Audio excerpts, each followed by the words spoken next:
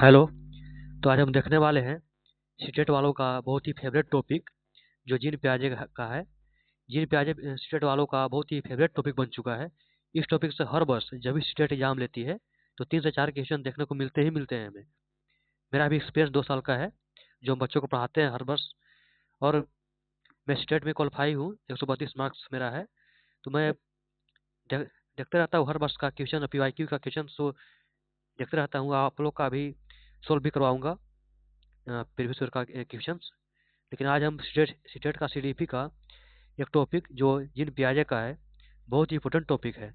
अगर देखा जाए तो स्टेट वालों का बहुत ही फेवरेट टॉपिक बन चुका है। इसे 3 से 4 क्वेश्चन आते ही आते हैं। तो आज हम 5 मिनट में पूरे चैप्टर को खत्म करेंगे। तो आप अंत तक बने रहिए और देखिए पूरे चैप्टर को। जिन पियाजे के बारे में, ये है जिन पियाजे, इनका पिक्चर यहाँ पर लगा हुआ है, देख लीजिए। देख रहे होंगे आप लोग, जिन पियाजे हैं। जानते हैं पर इनके बारे में। तो जिन पियाजे कौन है? तो जीन पियाजे जो हैं स्विट्जरलैंड के मनोवैज्ञानिक थे। उन्होंने बच्चे को नन्हे वैज्ञानिक कहा है। इसको आप याद रखिएगा, टॉपिक बहुत बनता है कि जीन पियाजे बच्चों को क्या कहा। तो नन्हे वैज्ञानिक कहा है। उनका मानना था कि बच्चे कोरे स्लेट नहीं होते हैं, बल्कि वे अपनी समझ का निर्माण खुद करते हैं, इसलिए उन्हें सक्रिय निर्माता भी कहा जाता है, एक्टिव बिल्डर्स। मतलब इनका मानना था कि बच्चे कोरे स्लेट नहीं होते, मतलब खाली स्लेट नहीं होते हैं, बल्कि वे अपनी समझ का निर्माण खुद करते हैं, इसलिए उन्हें सक्रिय निर्माता भी कहते हैं। इसी में इन्होंने एक शब्द का जिक्र किया था, स्कीमा। तो स्कीमा को आप याद करिएगा। आप समझते हैं कि स्कीमा स्कीमा क्या है? तो स्कीमा का मतलब है ज्ञान का जेब। हमारे दिमाग में जो भी इंफॉर्मेशन सेव होती है, जो भी मतलब डाटा सेव होती है हमारे दिमाग में, पियाजे ने उसे ही स्कीमा कहा है। मतलब साफ याद रखिए कि हमारे माइंड का मेमोरी, मतलब हमारे दिमाग में जो भी डाटा सेव होती है ना, उसे पियाजे ने क्या कहा है? तो स्कीमा कहा है। ठीक है। पियाजे ने 4 अवस्थाएं बताई है। पियाजे ने विकास की 4 अवस्थाएं बताई है। पियाजे ने ही संज्ञानात्मक विकास का सिद्धांत दिया था, जिसको आप याद रखिएगा। तो पियाजे के अनुसार पियाजे ने विकास के लिए 4 अवस्थाएं बताई है। पहला अवस्था 0 से 2 वर्ष के लिए था। इसका नाम क्या था ये आपको याद रखिएगा। जो पहली अवस्था थी से 0 से 2 वर्ष के लिए थी। इस अवस्था का नाम था संवेदी गामक अवस्था। क्या था पहली अवस्था? तो संवेदी गामक अवस्था। ये कहाँ से कहाँ तक था? तो 0 से 2 वर्ष तक के लिए, आदि उम्र के बच्चों के लिए था। इसमें क्या होता है, इस उम्र में बच्चा अपनी आंखों, कानों, हाथों से सीखता है। मतलब साफ कहें तो बच्चा अपने ज्ञानेंद्रियों से सीखता है। मतलब आंख का प्रयोग करके, कानों का प्रयोग करके, हाथ का प्रयोग करके, त्वचा का प्रयोग करके, जो ज्ञानेंद्रिय है ना, आप लोग पढ़े होंगे, ज्ञानेंद्रियों का प्रयोग करके बच्चा श्रीमती गामक में सीखता है। श्रीमती गामक अवस्था में कहाँ से कहाँ तक? तो 0 से 2 वर्ष तक का है। इसमें बच्चा जो है से अपनी ज्ञानेंद्रियों का उपयोग करके सीखता है। यहाँ से एक सवाल सबसे ज्यादा आता है, वस्तु स्थायित्व।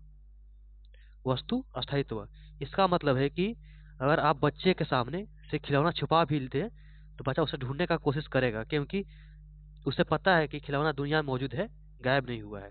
इससे होता क्या है कि जैसे बच्चा जो रो रहा है, अगर उस सामने कोई खिलौना लाए और फिर छुपा दे हम, तो बच्चा खोजने का प्रयास करेगा। उसे पता है कि गायब नहीं हुआ है, दुनिया में मौजूद है। ठीक है।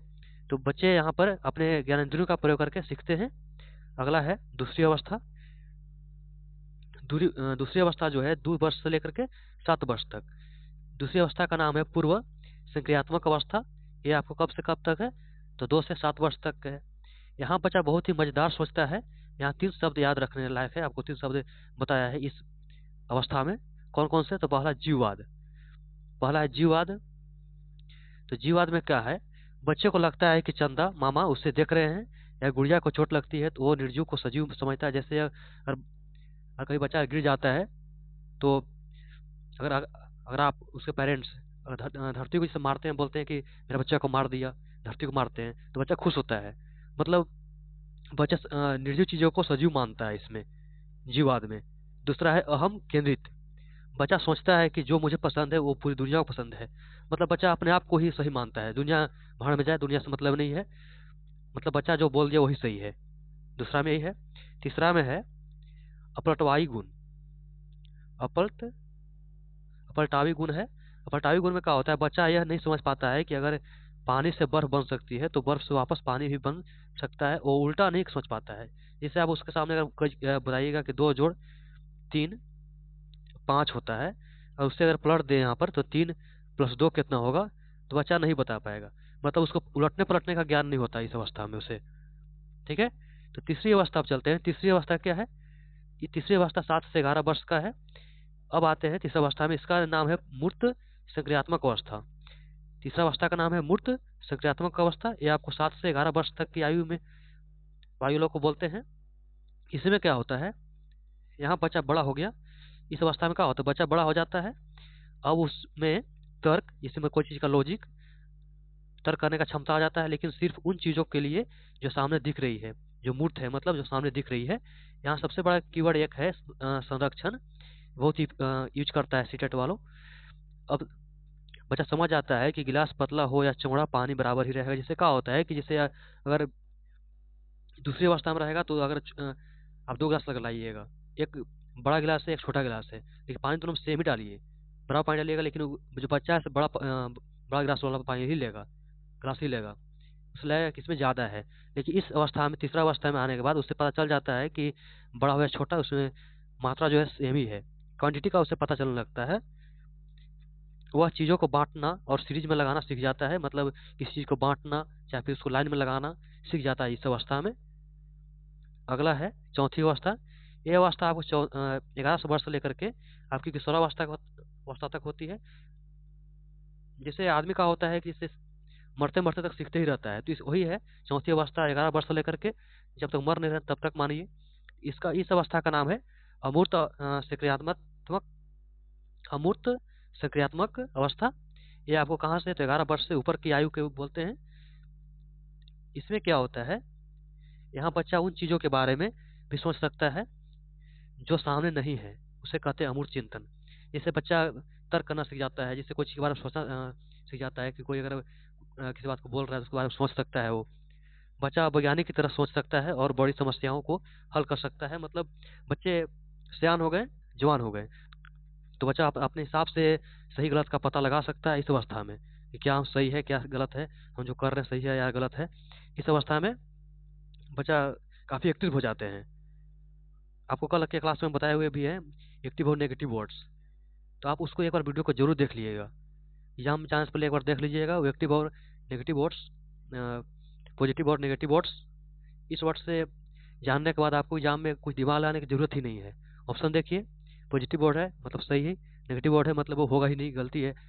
ये आपको 99% सही होता है। तो ये थे आपके जिन पियाजे के 4 जादुई पड़ाव। एग्जाम के बाद यही देखना है, अगर तर्क आया तो तीसरी स्टेज है, अगर जीवाद आया तो दूसरी स्टेज है। या आप याद रखिएगा ज़्यादातर इसको यूज करता है तर्क। अगर तर्क आता है तो कौन सी स्टेज है, तीसरी। अगर जीवाद आता है तो दूसरी स्टेज है। अब आप लोग कमेंट में बताइएगा कि अगला वीडियो कोहल पर चाहते हैं या वाइगोत्स्की पर, कमेंट में जरूर बताइएगा। और जाने से पहले आप चैनल को सब्सक्राइब कर घंटी जरूर दबाइएगा। तो मिलते हैं अगली क्लास में। जय हिंद, तब तक के लिए जय हिंद।